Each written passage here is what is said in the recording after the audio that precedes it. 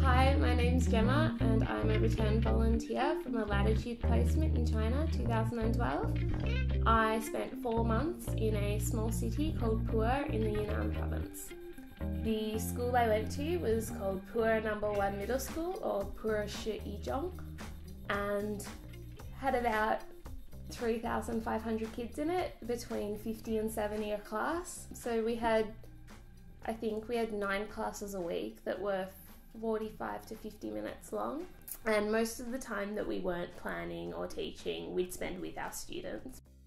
Hi, my name's Caroline. I'm a returned Lattitude volunteer. I went to China just after I finished high school, and I spent 5 months there in northern China in a city called Qingdao, teaching high school students there. They're 15 or 16 years old, and I just had the most amazing time, had the most incredible fun and learned so much, and I'm just so glad that I did, because I think now I really value the certain perspective that I have on the world, having an understanding of China. I really value that I have a perspective of being able to understand Chinese people and culture and politics and food and all that kind of stuff that really makes me more of a true global citizen. Everyone wanted to talk to us and practice their English, and it was just a real, China becoming a nation that was outward looking was just something that we could really tangibly feel in the culture, and they wanted us to be part of their dinner parties and homes and all that kind of stuff. My name is Darcy Moore. My name is Cam Winchester. Yeah, we are in Neizhong, Dashba.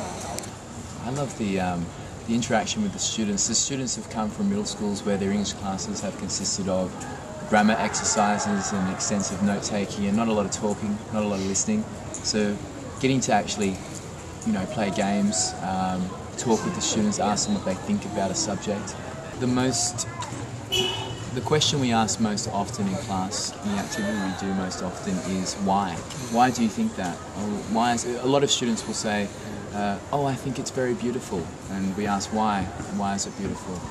Those sort of activities, getting students to justify their answers, getting them to debate, getting them to argue. We do a lot of that kind of thing. They work so much harder than us. I came back and I'm so much more determined to do well because I look at them and I look at how hard they work. As for teaching methods and stuff, it's really different because they focus a lot more on memorizing stuff. They're this is the information, you have to know this information. Self-learning and interaction is a much bigger focus in Western education, so we can bring that to them. Our biggest goal is to get them talking and get them using that language outside of that in these strict rules, and creating their own sentences so they really understand what they're saying. They get really excited about it because they're actually using this language in a way that they didn't know they could. I had a lot of students tell me that their English had improved, which really meant a lot to me because it was really sweet, and I just thought, I've done something. I have this big love for China now. I love the language, I love the culture, I want to go back.